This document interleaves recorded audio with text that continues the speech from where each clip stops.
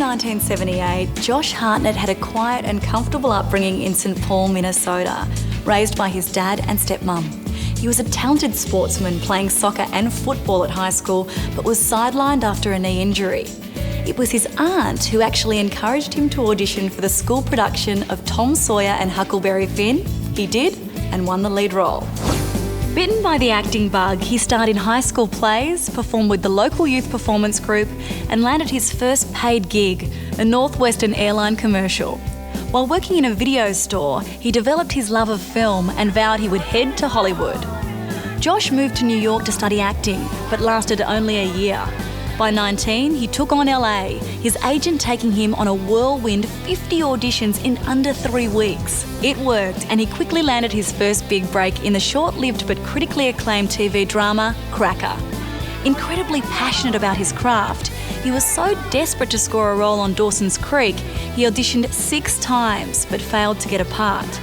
This passion and drive is recognised by his fellow actors.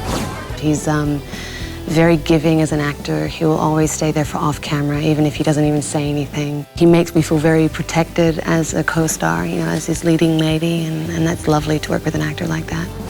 After getting noticed in Cracker, he landed his first feature film playing Jamie Lee Curtis's son in the 1998 horror film Halloween H2O. And action, please. The film was a box office success, and teenagers all over the world instantly fell in love with Josh, giving him the nickname Hartnett. On the rise as a Hollywood heartthrob, he then starred in The Faculty, playing a roguish cool kid fighting off alien teachers alongside fellow up-and-comer Elijah Wood. So what did Josh think of his new status as a horror movie star? I think movies can be a great, useful tool. And if they frighten the bejesus out of a little kid sometime, more power to them. I love it. I'm glad I had that experience. While The Faculty didn't do as well as expected, the movie's promotional tie-in campaign with Tommy Hilfiger, which included print ads of the smouldering Josh, solidified his teen heartthrob status. And the roles kept coming, with Josh's baby face winning many hearts, even the not-so-expected ones. Josh I can't stand. I loathe Josh. He reminds me of my brother Billy. He's perfect to look at. He's thin, he's beautiful. Unhappy with his pin-up boy image, he managed to avoid being typecast when he appeared in Sofia Coppola's The Virgin Suicides. Josh's portrayal of Troy, a sexually precocious 1970s seducer, turned heads and received critical praise. Then director Michael Bay cast him opposite Ben Affleck and Kate Beckinsale in the supersized World War II epic Pearl Harbor. Costing a whopping $135 million to make, its scale was much bigger than anything Josh had experienced before. It was the first time I'd actually seen a 300-foot wide fireball coming right at me. It was huge. It was this big explosion, and we're running away from it, and it literally knocked us down. And we jumped behind the car, and all this debris comes us over, and it was amazing, the wave of heat and everything. It just kind of, I didn't expect it. Despite the big budget effects, the film received a lukewarm response. Regardless, it put Josh on the top of the hunk heap. After all, we do love a man in uniform. The military theme continued in Ridley Scott's Black Hawk Down, and Josh learned a lot while filming the controversial film about the US involvement in Somalia. They teach you a few little slogans like slow is smooth and smooth is fast. And that means, just keep it slow and smooth. Because if you're bouncing around, you can't see everything. And all we have to do is look like Rangers. We don't have to be like them in real life. But when it comes down to it, we're all here on our own, just a bunch of guys, and Rabat is kind of like being in the army anyway, so we started acting like them anyway. With 2 big-budget war blockbusters under his belt, Josh was beginning to establish himself as an action star, and he had the scars to prove it. And then I go, bam! And then he keeps going, and it's right there. I've been pushed over in a car. I've been put on wires and kind of thrown, had my head smashed into car hoods and things like that, but it's all in good fun. After the critical praise of Black Hawk Down, Josh may have wished the goofy romantic comedy 40 Days and 40 Nights was not the follow-up release, as it took away from his growing dramatic reputation. Then, after a year out of the spotlight, he teamed up with Harrison Ford in the buddy cop comedy Hollywood Homicide. It was at this point that he decided to move away from big blockbusters and focus on smaller, better quality films, even if it did shrink his paycheck. I like being involved in films that you can't really equate to any other film. Josh's low-profile roles in indie and independent-minded films like Mozart and the Whale and Robert Rodriguez's Sin City further cemented his indie status.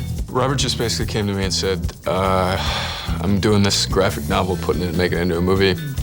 I don't have the rights to it. The writer isn't particularly fond of anybody doing it because it's his baby. And I need somebody to come down and help me convince him to let us go ahead with it. And I said, of course. Despite his preference for interesting and challenging roles in indie films, he wasn't against the occasional mainstream movie, appearing in Wicker Park and The Wrong Man. Working on this film was probably the best experience I've ever had because these guys are all good friends of mine and we got to, really jive each other and drive each other crazy and have a really creative time because we did it independently. And we all got to see the worst sides of each other and the best sides. And I think in the end it came out being one of those kind of exciting pieces of work because everybody was kind of ready for it the whole time or they were open to the process. I felt so lucky that I had the chance to work with him because the chemistry that we had was so special and unique, and also sort of the physical differences between us. I mean, he's a very tall,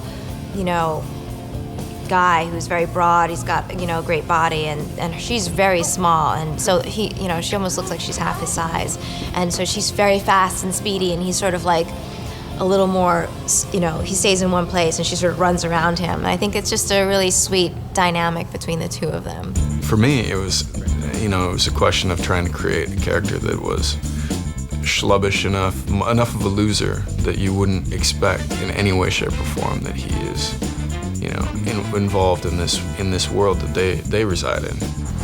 While filming The Wrong Man, Josh made the most of the opportunity to work with such big-name actors as Morgan Freeman, Bruce Willis, and Sir Ben Kingsley.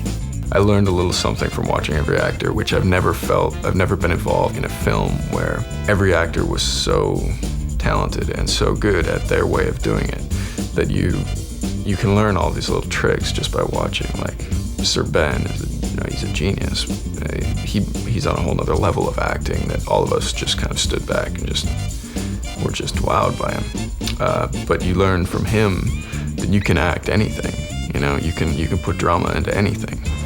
Josh continued to push himself out of his comfort zone, and in Brian De Palma's true crime drama, The Black Dahlia, it was clear that his choice to challenge himself on screen was finally paying off. Okay, Josh, if you need to go a couple of steps closer to the bridge, Josh. I think Josh was well cast in that he's an intense personality. He's got a lot going on inside, but he keeps it real, like poker-faced. Blanker! Code 3, Blanker! I've always been a big fan of his and always thought he was a really talented young actor. And Was it you or them? Of course, I've been fortunate enough to work with a lot of older male leads, very talented actors, and to be able to work with, somebody who I really think is a real movie star and, one of the few out there that's young and has got it. That was very, very exciting for me. And Scarlett isn't the only young actress who's been impressed by and subsequently dated Josh. Over the years, he's also rumoured to have dated Michelle Williams, Kirsten Dunst, Sienna Miller, even Rihanna, to name but a few. A lover of the cinematic process, he's always been fascinated with what goes on behind the scenes, and now co-owns a production company, Roulette Entertainment, having produced the films August and Nobody. Josh also sold a script to DreamWorks that was pretty well received, but never actually got made. Very determined, he is now working on a second effort. But funnily enough, he didn't always think he was cut out for the job. I'm not very organized, and I don't like doing the kind of menial. I would never be good at keeping books and stuff like that. So I don't think producing is what I'm cut out to do. But I just want to be involved in every aspect of film. That's kind of the way I've always looked at it. So from when I first started, I was always kind of watching the directors, kind of staying behind the camera, figuring out what everybody does. I kind of became friends with the crew and just, you know, just for future reference, you know, if I ever decide to make a film. Josh has worked hard to be taken seriously as an actor and is determined not to be seen as just another pretty face. In spite of this, he's been included in many lists. Hottest stars, most beautiful people, sexiest males, even hottest vegetarian. His handsome face has graced the cover of numerous women's magazines.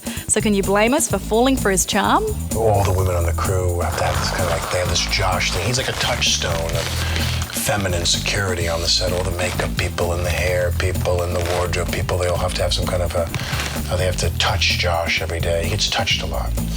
And he gives new meaning to the phrase touch up. Everybody wants to touch up Josh. It was just a joy, because with Josh, he's just a great guy. I mean, it's everybody says it when who's worked with him, but it's just true. He's just like an all-American, just great guy. With his undeniable good looks and a string of big-budget films early in his career, we were quick to label Josh Hartnett as just another teen heartthrob. However, through his love of acting, he fought this misconception, taking on challenging and experimental roles that won him respect as a versatile and talented actor. Stay tuned to Star Picks for all of the movies you know and the actors you love, broadcast in glorious high definition with 5.1 surround sound where available. For more of the best in entertainment news, check out your Movie Network channels. It's altogether better, on screen and at mnc.tv.